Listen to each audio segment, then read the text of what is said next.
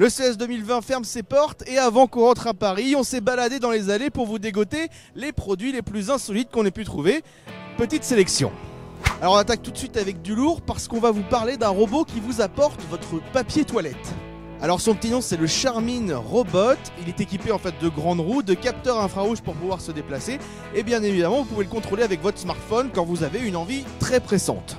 Pour la petite anecdote, on note vraiment la performance des personnes qui étaient sur le stand, qui ont tout donné pour nous faire comprendre comment ça marchait. Alors pour l'instant c'est plus une démonstration technique, peut-être un petit peu pour faire du buzz. Alors pour l'instant pas de commercialisation prévue et c'est peut-être pas plus mal. Deuxième produit qui a attiré notre attention, c'est la casquette Air Max. Oui, comme les chaussures, mais avec un H. Pourquoi avec un H? Parce qu'en fait c'est une casquette qui est censée faire repousser vos cheveux. Alors pour que ça fonctionne, il suffirait de la porter 10 à 15 minutes par jour et ça marche grâce à la photobiostimulation. Pour faire simple, en gros, on projette des faisceaux lumineux pour stimuler certaines cellules. Alors on ne sait pas si c'est efficace et vu que ça coûte 2000 $, on n'a pas super envie d'essayer. Si vous êtes fan de selfie, la Moon Ultralight devrait vous plaire. Alors c'est une petite lumière qui va se fixer à l'avant ou à l'arrière de votre téléphone. Elle fonctionne sur batterie et permet de choisir l'intensité lumineuse mais aussi la couleur de la lumière afin d'avoir un portrait absolument sublime. Pour contrôler tout ça, ça se passe à l'arrière du produit parce qu'en fait il y a une petite boule avec un dos tactile. Alors même si on pourrait se moquer, finalement le produit est assez intéressant et plutôt bien fini. C'est pas encore prévu en France, ça doit arriver dans l'année et ça coûte 50 $. Que serait un CES sans les produits connectés pour les animaux? Comme chaque année, il y en a absolument partout. On vous en a sélectionné deux. Le premier, c'est le GoDoggo. Le GoDoggo. Alors c'est un accessoire qui va se brancher à votre télévision en HDMI et qui va stimuler mentalement votre chien. En fait, il y a tout un tas d'exercices et dès que le chien réussit, il obtient une petite friandise. Tout est évidemment automatique. Vous pouvez donc laisser la machine lui apprendre à s'asseoir, à être debout, à faire le beau, et tout cela bien sûr est contrôlable à distance avec son smartphone. Si vous êtes plutôt branché chat, on a trouvé 7 roues à chat. Donc en fait c'est comme une roue à hamster, mais pour chat.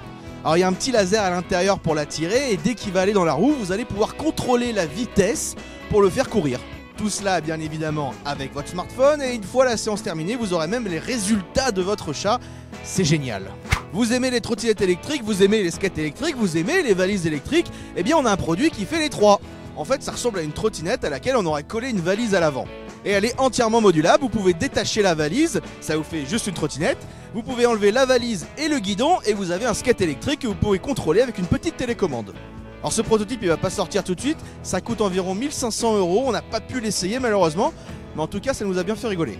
Si vous avez suivi un tout petit peu l'actualité du CES, c'est absolument impossible d'être passé à côté. Le seul produit que tout le monde a retenu, c'est la patate connectée.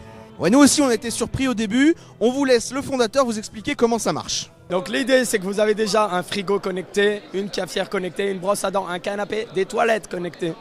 Donc il manquait dans cet écosystème un appareil, la première patate connectée évidemment.